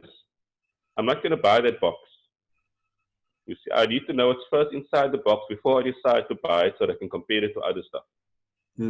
Isn't life always presenting you with things that you don't know? Like maybe there's two girls. You know one girl, you've met her 10 times, you know another girl 2 times. You don't know which box, what's in each box, but you have to make a decision. Yes, but I know what's in the box most of the time. How do you know that? And I'm not gonna sit for a long time with a box if I don't know what's in it. I'm gonna say, okay, let's leave that one, let's go on to the next one. Yeah, so how do you figure it out? By somebody telling me what's in the box. Really? Can't you look for yourself? Otherwise, I'll do some scientific way of figuring out what's in there. Yeah, but I'm not going to pay for the box not knowing what's in there. Fine. But yeah, you can make some measurements. But anyway, so this is a game, like, and I'm saying I can make a better version of the game, and you're saying no way. Like this game is the best one in the world. And how did you get to that point? Because like I get I didn't say there's no way you can make a better game. I want you to first show me the game, and then I can tell you if it's better. Okay. I'm not gonna say you can. I can say yes, you can make a better game. I can also say no, you can't. Yeah. But I can't say which is which until you've shown me. Okay. Now let's go back to the girls analogy. You were the girl, and obviously, how do you find out about it? Like you ask questions, right? Yeah. You have to find out. You're not going to sit with that girl for forever, not knowing what's inside. So how you get the answers you search, you need, is by asking questions, right? Yes, and then she's going to give me the answer. Not, oh, I'm not going to tell you that information now. I first need to tell you this. Okay, then I ask another question. Oh, I'm not going to give you that information now. I'm rather going to tell you this. And you ask another question. Oh, I'm not going to give you. It can't go on like that. You see, that's what I'll tell the girl to gooi. That's right. Yeah, because you know what she's doing, right? She's avoiding answering things that she should, and that even without the questions, without the answers, you already know something is wrong, don't you? Yes, in the same way that when I ask you what is better than capitalism and you can't answer the question, then I know that something is wrong. I have already answered the question, though. You forgot it. What is better than capitalism? You haven't answered that. The free economy. I did explain it. Okay, now explain to me your version of the free economy. Was it a 5-minute conversation? Okay. Was it a 5-minute conversation? Yeah, the last time you spoke about the cryptocurrency and about points and about if you work for something, then yeah, that was the general briefing and the way buildings must be constructed and blah, blah, blah. But even Was so, it a 5-minute you know, question, a sentence? eh? Or was it a 5-minute conversation? Yeah, but you must remember that Why we can't you talking answer my also. questions? Why do you always deflect? I'm answering the question, right? But I need to put the context out there first. When me and you spoke about the free economy, it was at my house, all right, with nobody there. And Now we're speaking about these things on camera. It's just a yes/no question. Was it a 5-minute conversation? No. Yes/no question. No, it was not. But don't you think that if you're going to speak about things and other people want to find interest in it, that they need to know what is this free economy? Yes, but I also need to make sure that they can understand the level that we're talking on, because if they cannot do that, like you cannot marry a woman who doesn't answer questions properly.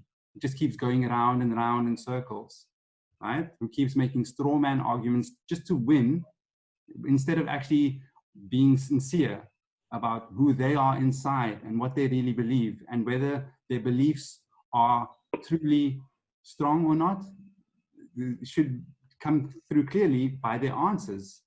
If you can see that by their answers they don't know what they're talking about, then you've got to make a decision. So like, I've got to ask myself, why should I tell you if you are not even capable of letting go of this, or seeing that it is this kind of world, and then working very abstractly as we talk through it? You know, it is a process that not everybody can do, because there is an IQ requirement. There's also an out-of-box thinking sort of requirement. You've got to be open-minded enough to go to a new religion. Because if you, like if I'm talking to somebody and they really just about my religion, or just about Christianity, let's talk about my personal walk through Christianity. I saw that in Christianity, there were these really awful things that were making me a bad person if I were to carry, like, just think in the way that Christianity was telling me to think. For example, not following knowledge, or if I was supposed to really think that men having sex with other men is an abomination, then I couldn't have done my job in Hong Kong, where I worked with like 3 gay people who became good friends. I couldn't be a decent person because I only have the system in play, and I have to believe it. I'm not going to do that. I can see the problems with it. I can see what's good with it. I can see forgiveness is a good thing. Forgetting, not such a good thing. So I'll forgive, but I won't forget. I will, so I'll do a lot of good things that the Bible teaches, because there's maybe 70 to 80% good stuff in there. But I am also going to be able to say, I'm not a Christian. I just know that what's good about Christianity. Do you understand? Do you understand the difference in those kinds of beings? I don't need a new system. I'm making a new system, and I couldn't make this new system if I couldn't see what was wrong with the old system as well and fix those points. Exactly. I can't identify what the problems are because I haven't looked through what I think or what this thing is seriously. So capitalism, what is it? Seriously, you've got to have a proper definition so that I can slay it. I don't want to make your straw man version of capitalism and then just slay it online for people, for Brynn to see, but everybody online knows that's not what capitalism means. I want to address the issue at the bone, you know, at the heart of the thing. So, and this getting you to help me with with starting a new economy requires that you are that kind of person that can take on new information and let go of old information quickly, because there's no sense in holding on to something that you just have this relationship with. So like, and where does this desire that you all have come from? We all have to just go with the crew. There's really something called the triune brain. Have you guys? I think I showed it on the last thing that we went to? Like in the I think you mentioned it. You mentioned it. We only had those 4 quadrants there. Natural, man-made, and tangible and intangible. Sorry, not that one. It was like a thing I edited. Yeah, that's this thing. Okay. Yeah, when I was talking about the three You do have a lot of tabs open, dude. Sorry. Not very efficient. Doing lots of research, you know. Doesn't matter. So anyway, right. yeah. So the last. Let's do the last thing. The triune brain. Let's do the last thing because we've done already 2 hours almost. Yeah. Okay. Yeah. Now I have to get busy with other stuff. So this is the thing. This is the thing, I guess.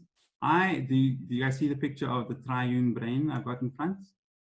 Got it? Yeah. The red part, the yellow part, and the green one, right? Indeed. Okay. So you think you've got one brain, and that's obviously objectively true, but it's complicated. That one brain developed through evolution. So you've actually got many different forms of life inside you. Lyndon, you know, the genetic code of humans is 98% monkeys, so anyway, we basically just retain these parts of previous life forms. So a red brain person, so that's your reptilian brain. That's your flight or fight response. You guys know that when that gets turned on, your logic is off, right? Run or fight. So that's when you get triggered. Then there's the emotional brain. That's another word for this is it's your emotional brain. But another way of calling this is your mammal brain. This is why we call it our mammal brain, is because they're basically, or the emotions, habits and attachments come from this brain. I don't want to go too much into detail, but basically when you want to be a sheep, when everybody around you says something and you want to just fall in line, that's because you are operating on impulses sent out by the mammal brain. You don't want to be outside the crew, because being outside the crew is scary. Safety in numbers, that's safe.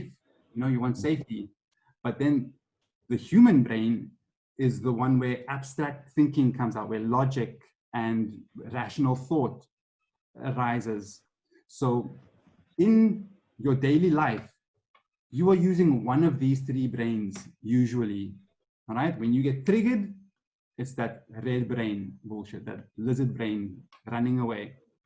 Now, for me, the only kind of person that can see outside of the matrix is somebody who engages their thinking brain, their neocortex, their logic constantly to override either the reptilian brain or even the mammal brain. As I said, neos, it's very hard to be a neo because you've got to get outside of the matrix, outside of your whole world's way of thinking, and counteract what they are believing. And they all believe the wrong thing. So this happens again and again and again. Most people believe the wrong thing, not because they've thought about it. It's just because it feels good when other people around you big you up. But if you are doing the wrong thing, and many times in history, we have seen that large groups of people operating on their mammal brain thinking cannot wake the fuck up. So I need people who can wake up and wake other people up. This means people who are constantly thinking all the time about what they're doing, what they are thinking about thinking. Who does that? But like that's what epistemology is. When we were talking about what's natural versus what's real, do you know what's real? If none of this matters, or you're not even capable of digesting it, then you cannot help me carry out this plan. That's why I need to see that you can think. Do you understand why I'm driving this point home so hard? Yeah, well, it's like that explanation that you gave us now is the kind of thing that yes, I understand that it's good, but do we need to know that in order to compare it to the free economy? You need to know what? about I'll the try brain and and what's brain. real and what's not. No. It's gonna help. Yeah, it's important for me It's because gonna of what help. I'm doing here. Like, why would I spend another hour talking to you about the free economy if you're just gonna like listen to it and then say, nah, like I don't want I want to see somebody who can see. Okay, yeah, I agree that you need to be able to distinguish between what's real or not. But okay, look. And what's valuable. I have to get going now, actually. Okay. All right. Well, think about So, yeah.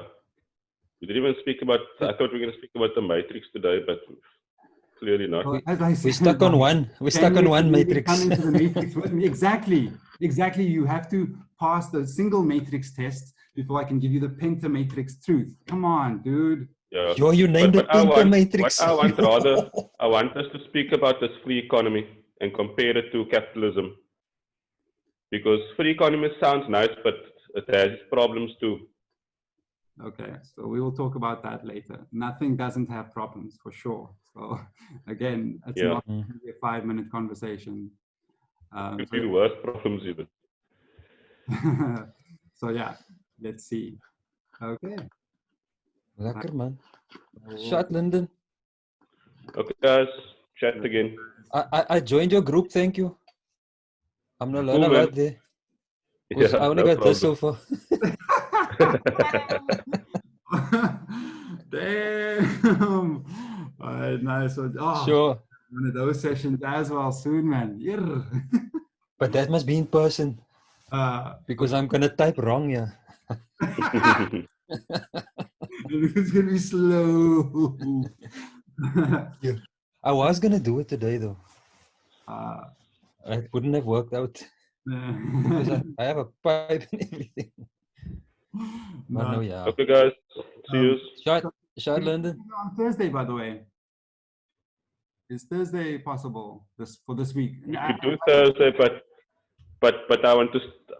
I'm honestly, I'm not going to do this anymore if it's going to be speaking about the whole textbook without knowing what's written on the front page of the textbook. Or we need to define this free economy first. So you thought, in my opinion, yes, you want people to understand all these other things in between and all this, like a lot of stuff. But I think we should start with the main thing, which is what you want to achieve. And then if people don't understand things in between, then you explain those things, you know. And then we need to get to a point where we can say, is this free economy better or if it's worse, and why? But I'm not going to speak about habits and cars and airplanes and love and hate and stuff and not know what the end point is. Because, yeah, we're speaking about general stuff. You understand it maybe, but I don't. I don't understand why we need to talk about 110 things. If you read a news article, you start with the heading. If the heading don't grip you, then you don't read that article. You know, so you need to start with the most important things at the top and work your way down to the most simplest things. But you can't start with the simplest things and work your way to see if we all agree with this free economy. That's just too much. It's too much for me. So Brynn can maybe even bring this up. He was saying that like intelligent people don't really change their mind very easily because they think they know everything. There's this egotism that comes into that is like a sort of a byproduct of the intelligence, you know. So it's hard. I think it's a high IQ type thing.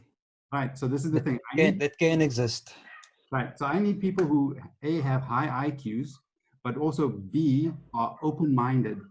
So that's the thing that you don't seem to have right now. And the reason why we had to talk about 110 different things is because you believe in this thing that you've spent a lot of your time seemingly thinking about. And therefore, to unbreak you from this really takes a lot of explaining. So that tells me, as a person who's trying to recruit, that you are one of these high IQ people that doesn't really like to hear something new and then take it on board, like really question what they already know.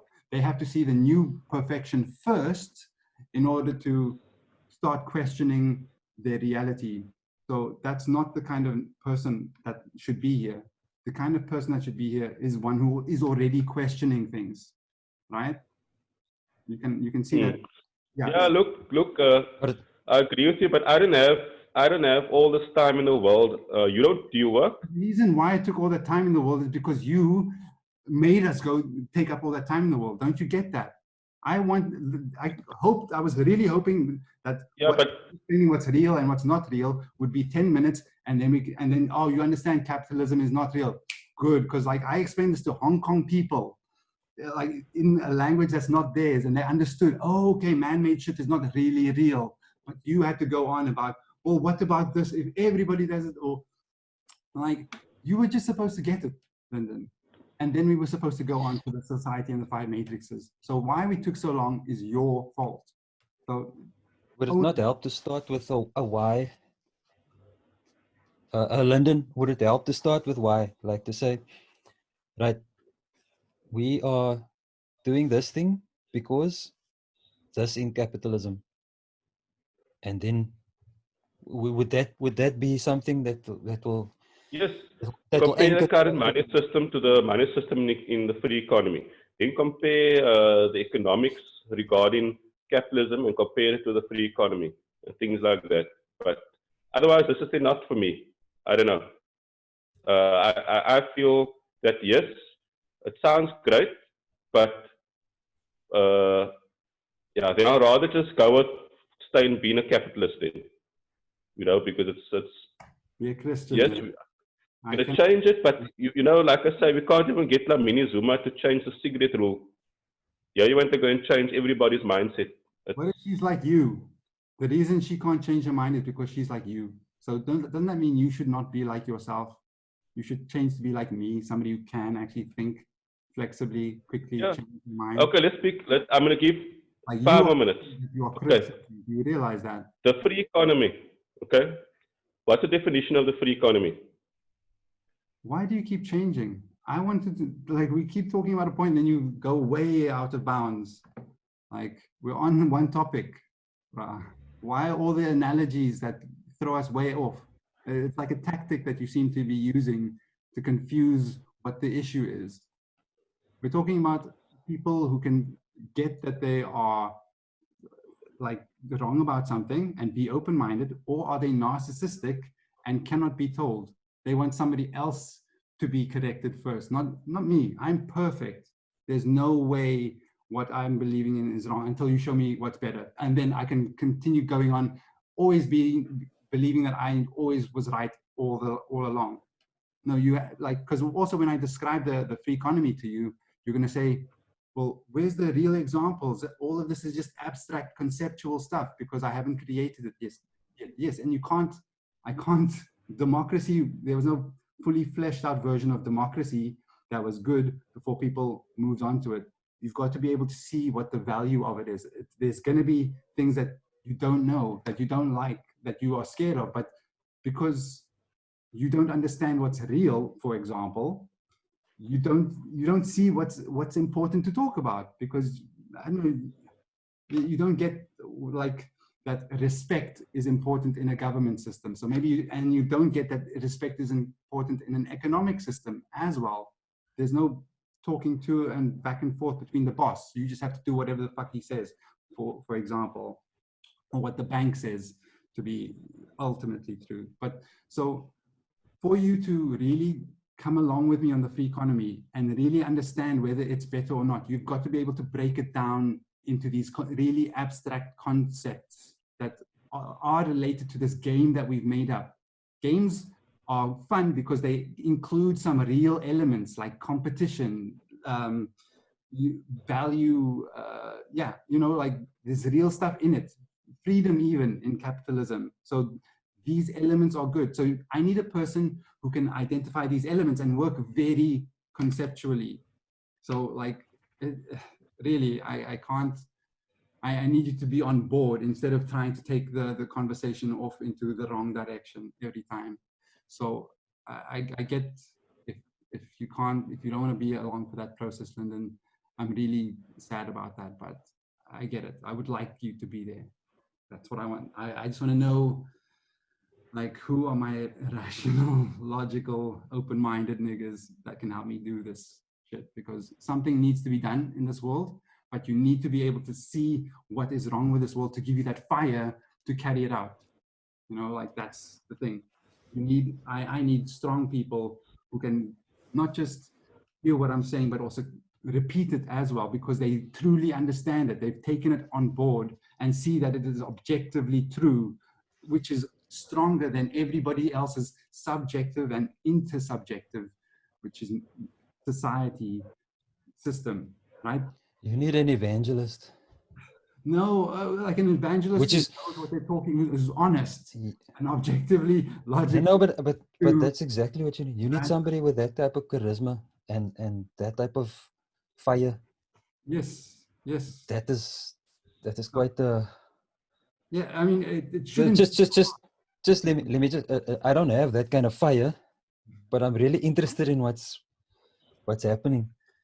But what if something triggers me and then I can finally say, oh well, now I get it. This is how I'm gonna share it. Yes, and so that's what jiu-jitsu is going to be for. You're finally going to go out there and start dapping over and start taking, well, just giving you that confidence to go out there and take on anything, right? Like, you know, if you, I really understand the matrix.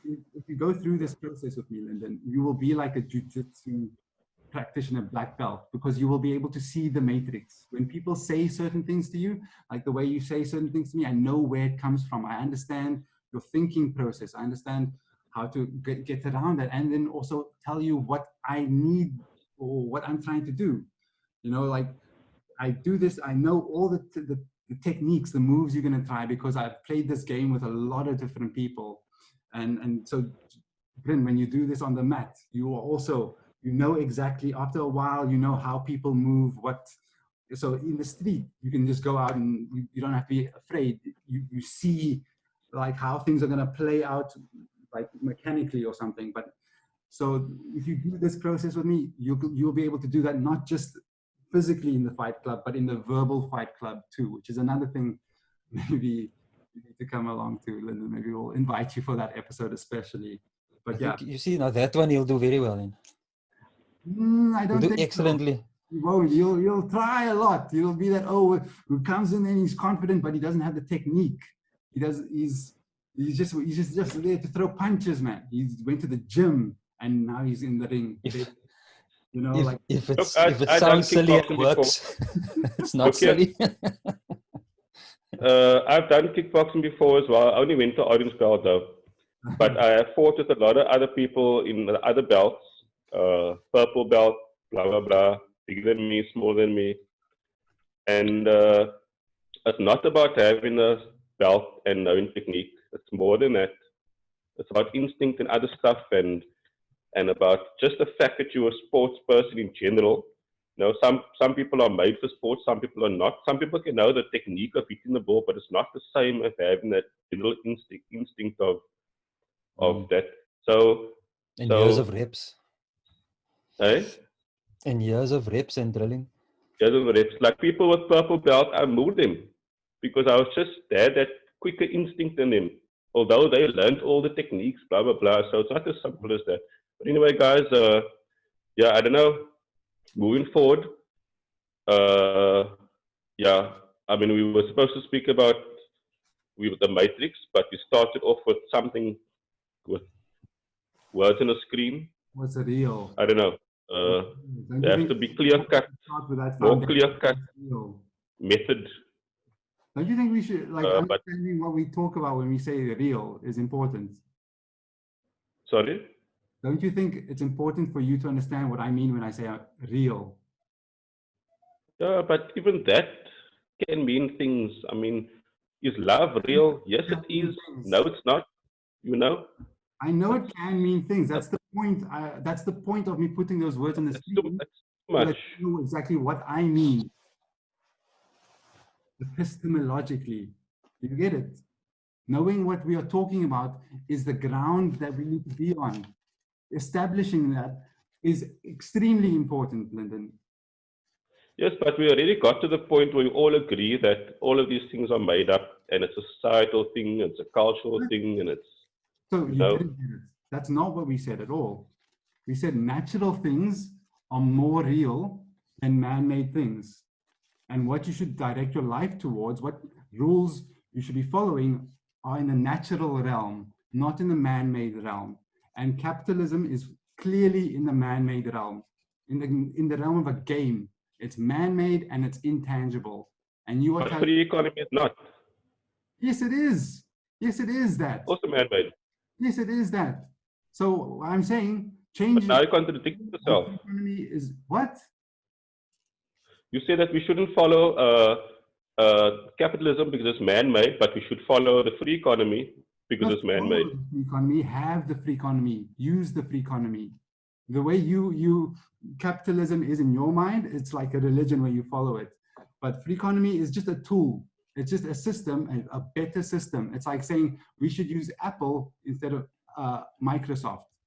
And don't just imagine them as different operating systems. Forget about the names. Just I'm saying one operating system is better than another because this operating system has all of these flaws, and you don't want to see it as an operating system, or you just don't, or you don't get it. That is what it is, and therefore it should be something you can completely buy into quickly. You should just say, yeah, okay, yeah, all the world is playing this game, and let's hear your version of the game, Dave. And then, okay, I'll tell you the version of the game.